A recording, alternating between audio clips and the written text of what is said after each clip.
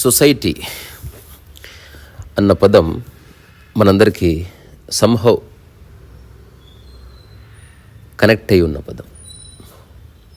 ఎక్కడున్న ప్రపంచంలో you are part of a kind of society.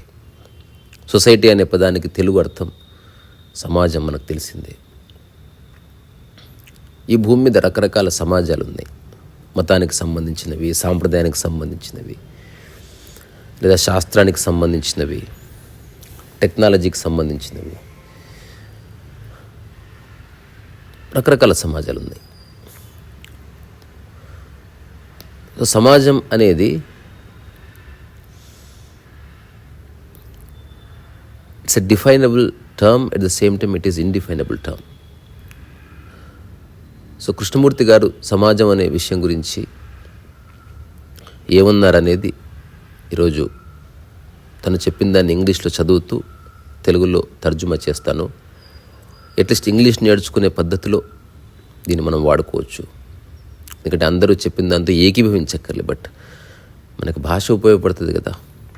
So నేను ఇంగ్లీష్ నేర్చుకోవడానికి ఒక్కొక్కసారి ఇంగ్లీష్లో కొత్త పదాలు, కొత్త పదబంధాలు, లేకపోతే ఫ్రేజెస్ వంటి ఇడియమ్స్, ఇట్లాంటి వాటిని, లేదా ఇంగ్లీష్లో ఎలా ఎక్స్ప్రెస్ చేయాలి ఒక విషయాన్ని ప్రొఫౌండ్గా అనే దానికోసమన్నా మనం ఇంగ్లీష్ తెలుసుకోవచ్చు. సో భాష అవసరం. సో భాష పూర్తిగా ఇండివిజువల్కి సంబంధించింది, but when you try to communicate అది సమాజానికి సంబంధించింది అవుతుంది. సో సమాజం అంటే నథింగ్ బట్ ఒక కలెక్టివ్ గ్రూప్ ఆఫ్ ఇండివిజువల్స్ వల్ల ఏర్పడే ఒక కనిపించని ఒక ఎంటిటీ. ఇప్పుడు మిమ్మల్ని మీరు సబ్జెక్టివ్గా మార్చుకొని నేను చెప్పే ఎగ్జాంపుల్ని అన్వయించుకోండి, సమాజం అనేది అర్థమైపోతుంది. ఒక వ్యక్తిగా మీరు నిలబడ్డారు, భారతదేశం అనే దానికి అన్వయించుకుంటే అప్పుడు భారతీయ సమాజంలో మీరు ఒక వ్యక్తి. అప్పుడు మీ చుట్టుపక్కల ఉన్న అందరూ భారతీయులే, మీరంతా వాళ్ళంతా మీ సమాజంలో భాగమే. Then we all become one entity. Then ఇప్పుడు మీరు అనుకుంటున్న రిలీజియన్ ప్రకారం మీరు సమాజం అనుకుంటే, మీరు హిందూ అయితే కనుక మీరు హిందూ సమాజానికి చెందినవాడు, పక్కనే ముస్లిమ్స్ ఉన్నాడు, లేకపోతే ఒక క్రిస్టియన్ ఉన్నాడు, ఒక జ్యూ ఉన్నాడు. Then they are no more part of your society, because ideological differences ఉన్నాయి. అట్లా కాకుండా హిందువులోనే బ్రాహ్మణునివి నువ్వైతే బ్రాహ్మణ సమాజం వేరు. ఒకవేళ ఆ క్షణం నువ్వు బ్రాహ్మణునివి అనుకుంటే ఎవరెవరు బ్రాహ్మణులో వాళ్ళతోనే నీకు కనెక్షన్ కలిగి ఉంటావు. అదే సమయంలో నువ్వు ఒక వయలినిస్ట్ అనుకో, ఓన్లీ సంగీతంతో సంబంధం కలిగి ఉన్న వాళ్ళతోనే నువ్వు నీ యొక్క కాన్వర్జేషన్ ఎస్టాబ్లిష్ చేస్తావు. అట్లా ఏకకాలంలో నువ్వు వేల సమాజాలతో అసోసియేట్ అయి ఉన్నవన్న విషయాన్ని గుర్తించాలి. వీటన్నిటి మధ్యన నువ్వు ఒక ఇండివిజువల్.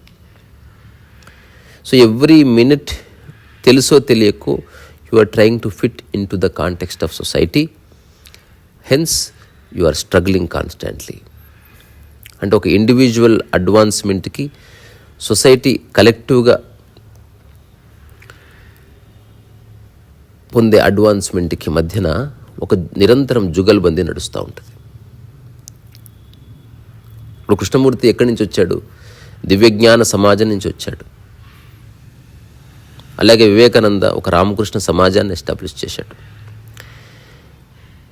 కొందరు పిరమిడ్ సమాజాన్ని ఎస్టాబ్లిష్ చేశారు. అంటే నీ మనసులో ఏ ఆలోచనని ఎత్తుకుంటే ఆ తాలూకు సమాజంతో నువ్వు తెలియకుండా బందీ అయి ఉంటావు. వాళ్ళు నీ పక్కనే ఉండక్కర్లే. ప్రపంచంలో ఎక్కడున్నా, ఇస్లాంలో కాన్సెప్ట్ ఉంది, ఉమ్మత్ అంటారు. అంటే ప్రపంచంలో ఎక్కడ ముస్లిం ఉన్నా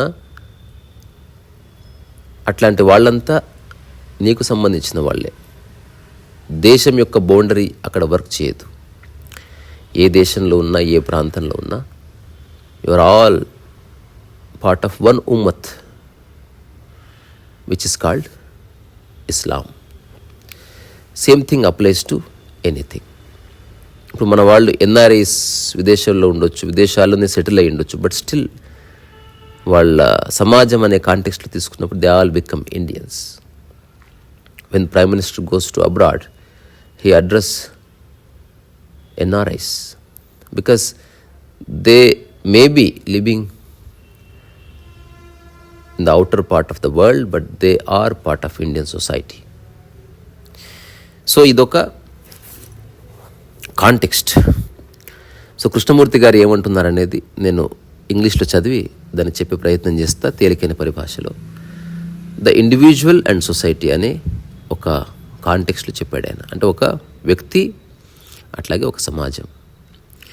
so the problem that confronts most of us is whether the individual is merely the instrument of society or the end of society. సమస్య అంతా ఏంటంటే ఒక వ్యక్తి అనేవాడు సమాజాన్ని నడపడానికి ఒక ఇన్స్ట్రుమెంటా, అతను ఒక సమాజానికి పనిముట్ట, లేదా సమాజం అనే ఒకానొక ఆలోచనకి ఎండ్లో ఉన్నాడా? Or you and I individuals to be used, directed, educated, controlled, shaped to a certain pattern by society and government, or does society, the state, exist for the individual? So మనందరం నిరంతరం పుష్ చేయబడుతున్నామా, లేకపోతే నేర్పబడుతున్నామా ఈ సమాజం లేదా ఈ వ్యవస్థ అనే ఒక ప్యాటర్న్లో ఫిట్ అవ్వడానికి, లేదా ఒక వ్యక్తిగా నీవు నిరంతరం ప్రయత్నం చేస్తున్నావా సమాజాన్ని నిలబెట్టడానికి? Is the individual the end of the society, or is he merely a puppet to be taught, exploited, butchered as an instrument of war? So ఇండివిజువల్గా నీవు ఈ సమాజం యొక్క లాజికల్ కంక్లూజనా, లేదా ఈ సమాజం చేత వాడుకోబడుతున్న ఒక జస్ట్ తోలుబొమ్మ లాంటి వాడివా? ఈ సమాజంలో జరిగే అన్ని దురాచారాలకి తెలియకుండా ప్రేరేపింపబడుతున్న వాడివా అని అడుగుతున్నాడు. That is the problem that is confronting most of us. That is the problem of the world. Whether the individual is a mere instrument of society, a plaything of influences to be molded, or whether society exists for the individual. So ఈ సమాజం అనేది ఒక వ్యక్తి యొక్క ఉన్నతి కోసం నిర్మించబడ్డదా, లేకపోతే కలెక్టివ్గా ఈ సమాజం నిన్ను ఇన్ఫ్లుయెన్స్ చేస్తుందా రకరకాల కార్యక్రమాలకు ఉపయోగించుకోవడానికి? So how are you going to find this out? It is a serious problem, isn't it? If the individual is merely an instrument of society, then society is much more important than the individual. So ఈ సమస్యని నువ్వు ఎట్లా అర్థం చేసుకోవాలని అనుకుంటున్నావు? ఇదొక గంభీరమైన సమస్యని, అవునా కాదా? ఒకవేళ ఈ యొక్క సమాజం అనే ఒక ఎంటిటీలో ఒక వ్యక్తి అనేవాడు ఒక ఇన్స్ట్రుమెంటే అయితే, సమాజమే చాలా ఇంపార్టెంట్, వ్యక్తికి అంత ఇంపార్టెన్స్ ఉండకపోవచ్చు. If that is true, then we must give up individuality and work for society. ఒకవేళ అదే నిజమైతే మనం ఈ తొక్కలో ఇండివిజువాలిటీ అది ఇదన్న ఆలోచనలు వదిలేయాలి. మనం ఓన్లీ సొసైటీ గురించి మాత్రం పనిచేయాలి. Our whole educational system must be entirely revolutionalised and the individual turned into an instrument to be used and destroyed, liquidated, got rid of. But if society exists for the individual, then the function of society is not to make him conform to any pattern, but to give him the feel, the urge of freedom. So we have to find out which is false. ఇందులో రెండు aspects చెప్పాడు కృష్ణమూర్తి గారు. అదేమిటి? ఒకవేళ సమాజంలో ఒక individual భాగమే అయితే, సో మన విద్యా వ్యవస్థని మనం రెవల్యూషనరైజ్ చేయాలి, తద్వారా అతన్ని మనం ఇన్స్పైర్ చేయొచ్చు being part of the society, అతన్ని డిస్ట్రాయ్ చేయొచ్చు, అతన్ని నీరుగార్చవచ్చు, అలాగే అతన్ని వాడుకోవచ్చు మన అవసరాల కోసం. Then you have no more individuality. అట్లా కాకుండా సమాజం ఒక వ్యక్తికి అవకాశాన్ని ఇవ్వాలి తను స్వేచ్ఛలో బతకడానికి. సో ఏ విధమైన సమాజం మనం కోరుకుంటున్నాం అనేది మనం ఎంక్వైరీ చేయాల్సిన అవసరం ఉంది అని చెప్తున్నాడు. How would you enquire into this problem? It is a vital problem, isn't it? It does not depend upon any ideology, either of the left or of the right. And if it is dependent on an ideology, then it is merely a matter of opinion.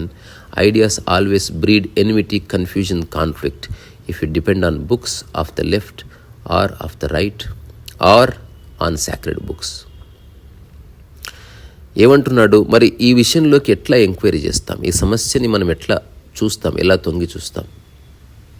Vital అనే పదం వాడాడు. అంటే చాలా ముఖ్యమైన సమస్య ఇది. ఈ సమస్య ఒక లెఫ్ట్ ఐడియాలజీకో లేకపోతే రైట్ ఐడియాలజీకో లేకపోతే ఒక స్పిరిచువల్ కాంటెక్స్ట్కు సంబంధించింది కాదు, లేదా జస్ట్ ఒక ఒపీనియన్ బేస్డ్ అండర్స్టాండింగ్ కాదు. So any idea without experience, అంటే జీవితం ఇది అని ఆలోచన చేసేవాడు జీవితం ఇది అని అనుభవించేవాడికి స్పష్టమైన తేడా ఉంటుంది. అది మీరు గుర్తించి తీరాలి. ఒకవేళ జస్ట్ ఐడియాస్ని కనుక బేస్ చేసుకొని మనిషి జీవిస్తే ఆ ఐడియా మనుషుల మధ్య కన్ఫ్యూజన్, అలాగే శత్రుత్వం, అలాగే సమస్యని పుట్టిస్తాయి. If you depend on books of the left or the right or on sacred books, అంటే ఒకవేళ నువ్వు ఈ ఐడియాస్ డిరైవ్ చేయడం కోసం లెఫ్ట్ అండ్ రైట్ ఐడియాలజీస్ కావచ్చు. ఇప్పుడు రైట్ ఐడియాలజీ అంటే ఫర్ ఎగ్జాంపుల్ బీజేపీ ఒకానొక కాంటెక్స్ట్ బేస్డ్ పాలిటిక్స్ చేస్తారు. సో అందులో హిందుత్వ ఉంటుంది, లేకపోతే దేశం పట్ల ప్రేమ ఉంటుంది, ప్యాట్రియాజం ఉంటుంది, జింగోయిజం ఉంటుంది, ఇట్లాంటివన్నీ ఉంటాయి. అది లెఫ్ట్ అనుకోండి, ఇవన్నీ అక్కర్లేదు. Because Karl Marx declared that religion is opium of masses అని. సో కార్ల్ మార్క్స్ డాస్ క్యాపిటల్లో there is no place for religion. He simply declare religious not required at all. So మతం అవసరం లేదు మనిషికి, కాస్త కూడు బట్ట ఓ గూడు ఉంటే సరిపోతుంది. బట్ జస్ట్ ఒక్కటే ఉన్నాయనుకోండి, లైఫ్లో ఒక జ్యూస్ మిస్ అయిపోతుంది. పాట అక్కర్లేదు, సంగీతం అక్కర్లేదు, పెయింటింగ్ అక్కర్లేదు. జస్ట్ నువ్వు తినాలి, లేవాలి, ఉద్యోగం చేయాలి, డబ్బు సంపాదించాలి, శృంగారం చేయాలి, పడుకోవాలి. Then you just become mere a mechanical entity. So అట్లాగే సాక్రెడ్ బుక్స్ని ఆధారం చేసుకుని నువ్వు ఒపీనియన్ క్రియేట్ చేసుకుని ఆ విధంగా జీవించేవాళ్ళు, ఇప్పుడు ఎగ్జాంపుల్ రకరకాల పండితులు ఉన్నారు, పేర్లు అక్కర్లేదు, వాళ్ళు ప్రమోట్ చేస్తారు మన సనాతన ధర్మాన్ని అనుసరించి, లేకపోతే బైబిల్ని అనుసరించి, లేకపోతే ఖురాన్ అనుసరించి, లేకపోతే హదీస్ని అనుసరించి, జెండా అవస్థను అనుసరించి, లేకపోతే కమ్యూనిజాన్ని అనుసరించి. సో ఒక విషయాన్ని అనుసరించి, ఎవడో తయారు చేసినటువంటి ఒక సిద్ధాంతాన్ని అనుసరించి తద్వారా నువ్వు ఏర్పరచుకున్న ఒపీనియన్స్ని బేస్ చేసుకొని జీవిస్తావా అని, whether of Buddha, of Christ, of capitalism, communism or what you will, అంటే నువ్వు ఎవరో ఒకరిని అనుసరించి తద్వారా ఏర్పరచుకున్న opinion, they are ideas not truth అంటున్నాడు. ఇది చాలా ముఖ్యమైన అంశం. సో వేరే వాళ్ళ ద్వారా వచ్చిన సిద్ధాంతాల్ని పైపైన చదివి నువ్వు ఒక నిర్ణయానికి వచ్చావనుకో, జస్ట్ నువ్వు పట్టుకున్నది లేదా నువ్వు రియలైజ్ అయింది ట్రూత్ కాదని గుర్తించాలి అంటున్నాడు. అది ఐడియా మాత్రమే. A fact can never be denied. Opinion about fact can be denied. If you can discover what the truth of the matter is, we shall be able to act independently of opinion. So ఏదో ఒక సమాచారానికి సంబంధించి నువ్వు create చేసుకున్న ఒపీనియన్ని పట్టించుకోక్కర్లేదు. కానీ ఒక ఇండివిజువల్గా జీవితం అంటే ఏంది అనే విషయాన్ని నువ్వు ఎంక్వైరీ చేయొచ్చు. The opinion of the leftist or other leaders is the outcome of their conditioning. So any opinion based on information and scriptures or any ism ఒక కండిషనింగ్, అంటే కొన్ని షరతులను ఆధారం చేసుకొని నీ మైండ్లో క్రియేట్ అవుతుంది. So if you depend for your discovery on what is found in books, అంటే నిన్ను నువ్వు తెలుసుకోవడానికి నువ్వు పుస్తకాల మీద ఆధారపడితే కనుక, you are merely bound by opinion, it is not a matter of knowledge. అప్పుడు నీ జీవితం జస్ట్ ఒపీనియన్స్తో కదులుత తప్ప సత్యంతో కాదు, నిజమైన జ్ఞానంతో కాదు అంటున్నాడు. How is one to discover the truth of this, మరి ఈ యొక్క సత్యాన్ని ఎట్లా కనుక్కోవాలి? On that we will act. To find the truth of this there must be freedom from all propaganda, which means you are capable of looking at the problem independently of opinion. So ఇది ఇతను చెప్పిన entire విషయం యొక్క crux అన్నమాట. So మనం ట్రుత్ని discover చేయాలంటే ఏం చేయాలంటే, ఒపీనియన్స్ నుంచి బయటపడి ఒక ఫ్రీడంలో ఎంక్వైరీ చేయాలి. ఆల్రెడీ మన హిందూ ధర్మమే గొప్పది అని ఒపీనియన్ క్రియేట్ చేసుకున్నవా, నీ ఎంక్వైరీ 100% ఉండే అవకాశం లేదు. దాంట్లో ఇంటెన్సిటీ 100% ఉండే అవకాశం లేదు. Because you are bounded by opinions. Not only Hinduism, ఇక్కడ నేను దేన్ని డెనిగ్రేట్ చేయడం లేదు, ఇన్సల్ట్ చేయడం లేదు. ఆ విషయాన్ని మీరు గుర్తించాలి. బికాస్ నా పర్పస్ అది కాదు. I'm only stating as a fact, which means you are capable of looking at the problem independently of opinion. అంటే ఈ ప్రపంచంలో ఉన్న అన్ని ప్రాపగాండాల్ని ఫస్ట్ గుర్తించి తీరాలి. గొప్ప కనిపిస్తున్నంత మాత్రం అక్కడ సత్యం ఉంటుందని కాదు. There must be a hidden agenda and propaganda. So అవి గుర్తించి వాటి బారిన పడకుండా, వాటి మాయలో పడకుండా, నీ మైండ్లో క్రియేట్ చేసుకున్న ఒపీనియన్స్ అవి ఎంతవరకు కరెక్ట్ అన్న విషయం మీద ఎంక్వైరీ చేయొచ్చు. The whole task of education is to awaken the individual. So విద్య యొక్క మూల విషయం ఏమిటంటే, ద కోర్ ఆఫ్ ఎడ్యుకేషన్ ఒక వ్యక్తిని మేల్కొల్పడం. To see the truth of this you will have to be very clear, which means you can not depend upon a leader. So సత్యాన్ని అవగతం చేసుకోవాలని ప్రయత్నం చేస్తున్న ఎవడైనా లీడర్ నుంచి విముక్తి పొందాలి. మొదటి step. Weather that person is a spiritual leader or a political leader or a dogmatic leader, doesn't matter. When you choose a leader, you do so out of confusion, and so your leaders are also confused, and that is what is happening in the world. Therefore, you cannot look to your leader for guidance or help. So ఎవరినైనా ఒకరిని గుడ్డిగా నమ్మినప్పుడు నీ senses week అయిపోయి అతను ఏది చెప్తే అది ఆచరించడం లేదా అనుసరించడం ఉంటుంది. కానీ నీవు సొంతంగా ఆలోచించి ఏది నీకు కరెక్టో ఆచరించే శక్తి కోల్పోతావు అనమాట. Then you keep on asking for guidance and help from your leaders. అప్పుడు నిరంతరం ప్రశ్నలు పుడతాయి. నిరంతరం నువ్వు ప్రశ్నలు అడుగుతూ ఉండాలి, వాళ్ళని గైడ్ చేస్తూ ఉండాలి. This is utter non sense. వేరే వాళ్ళ గైడెన్స్ నుంచి బయటపడాలి. And I have seen couple of videos, guided meditation. How meditation can be guided? It's like guided eating లాగా ఉంటుంది. So a mind that wishes to understand a problem must not only understand the problem completely, wholly, but must be able to follow it swiftly, because the problem is never static. అబ్బా, ఎంత అద్భుతమైన విషయం చెప్పాడంటే, ఇది అర్థమైతే చాలా విషయాలు అర్థమైనట్టు. అంటే ఏ మనస్సు అయితే ఒక విషయాన్ని అర్థం చేసుకోవడానికి ప్రయత్నం చేస్తుందో ఆ మనస్సు ఆ విషయాన్ని పరిపూర్ణంగా అర్థం చేసుకోవాలంటే త్వరగా, దాంతోపాటు తొందరగా కూడా అర్థం చేసుకోవాలి. ఎందుకు? The problem is not static అంటున్నాడు. అంటే అది ప్రాబ్లం ఫిక్స్డ్ అయి ఉండదు, అది కదులుతూ ఉంటుంది. The problem is always new, whether it is a problem of starvation, a psychological problem, or any problem. Any crisis is always new. అంటే ప్రతిరోజు సమస్య నిత్యనూతనంగా మన జీవితంలోకి వస్తుంది. అందుకని మనం నిత్యనూతనంగా ఉండవలసిందే, ఒక ఫిక్స్డ్ ఒపీనియన్స్ లేకుండా.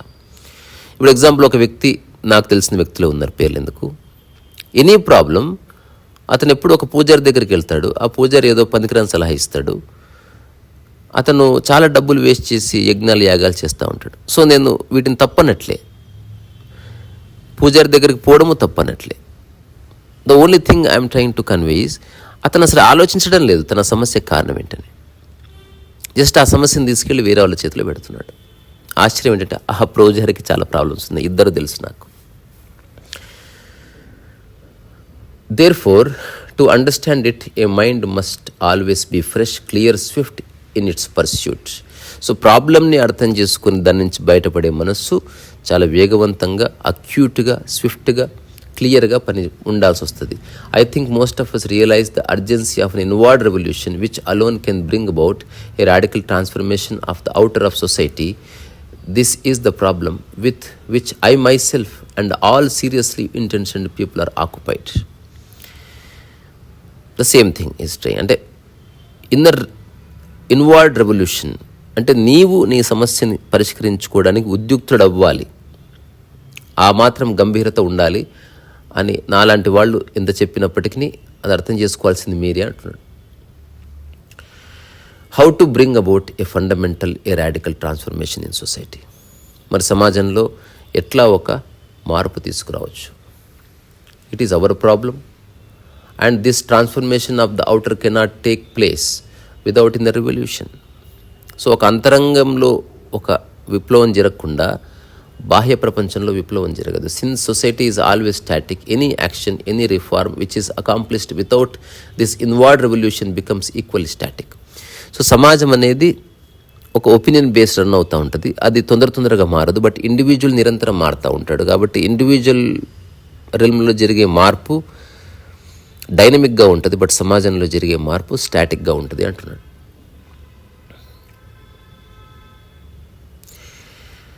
So there is no hope without this constant inward revolution, because without it outer action becomes repetitive. So నువ్వు అంతర్గతంగా ఎంత రెవల్యూషన్ కలిగినా దానికి సమాజం అంగీకరించకపోతే, ఫర్ ఎగ్జాంపుల్ మీరు ఎప్పుడైనా హిస్టరీ చదివితే అపార్థాయిడ్ మూమెంట్ గురించి చదవండి, లేకపోతే నేను ఒక మూవీ నేమ్ సజెస్ట్ చేస్తా చూడండి, ద డిబేటర్స్ అని ఒక సినిమా ఉంటుంది. అందులో context is very simple.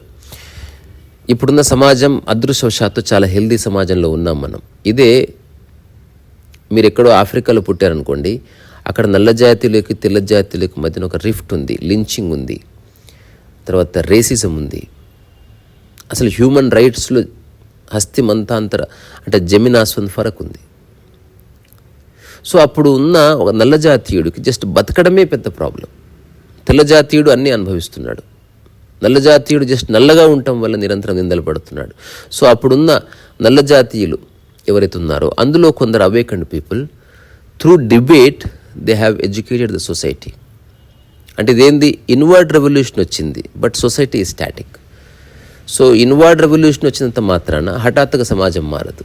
So ఆ ఇన్వర్డ్ రెవల్యూషన్ సమాజంలో 100 మంది ఉంటే ఎగ్జాంపుల్, ఆ 100 మందిలో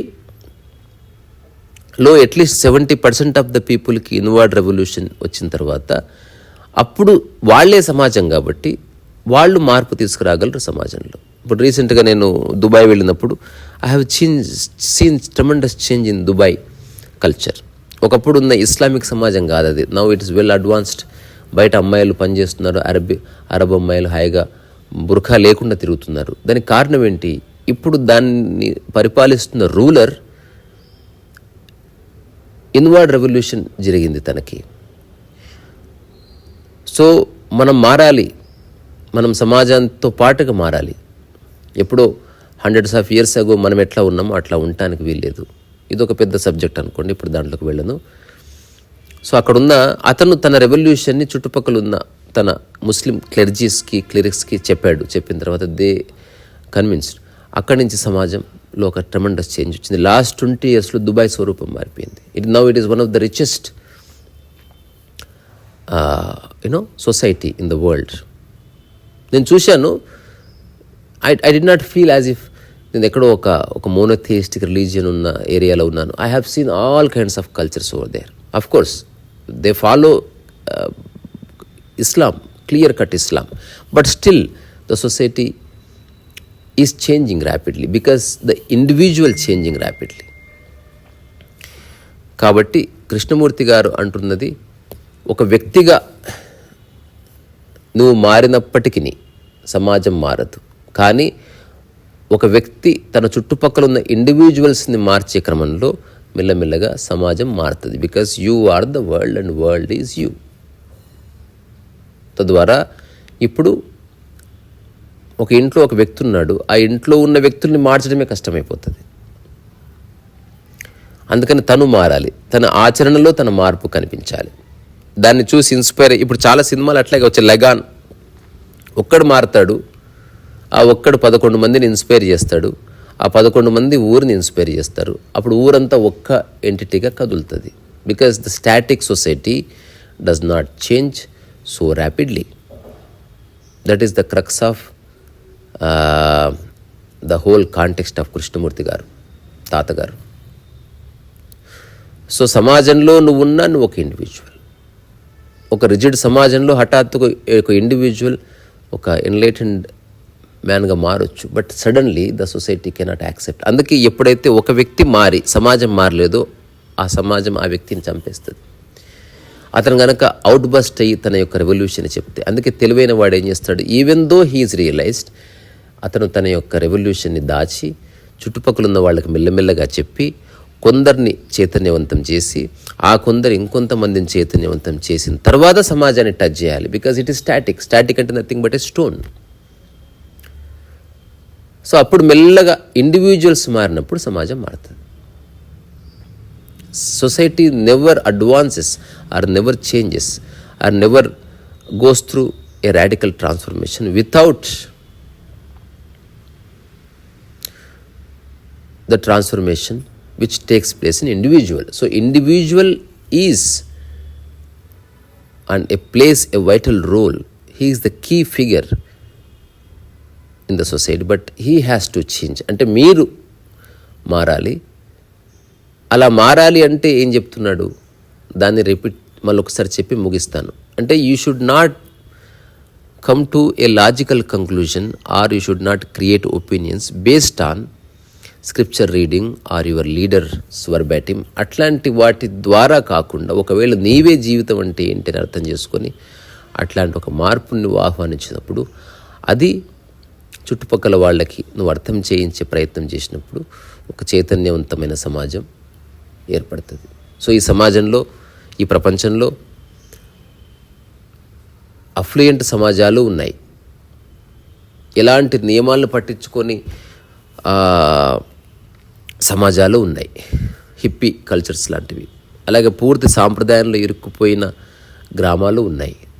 ఇంకా మూఢనమ్మకాల్లో మత విశ్వాసాలు ఇరుక్కుపోయి ఇంకా చంపబడుతున్న సమాజాలు ఉన్నాయి. ఖచ్చితమైన ఒపీనియన్స్ని ఆధారం చేసుకునే సమాజాలు ఉన్నాయి. అసలు ఏ జ్ఞానము లేకుండా ఊరికే జస్ట్ ఎనిమల్స్ లాగా బతికే సమాజాలు ఉన్నాయి. ఇవన్నీ different kinds of societies exist right now. But collectively as a whole ఆకలి విషయంలో, నిద్ర విషయంలో మనం ఒక సమాజంగా ఉంటాం.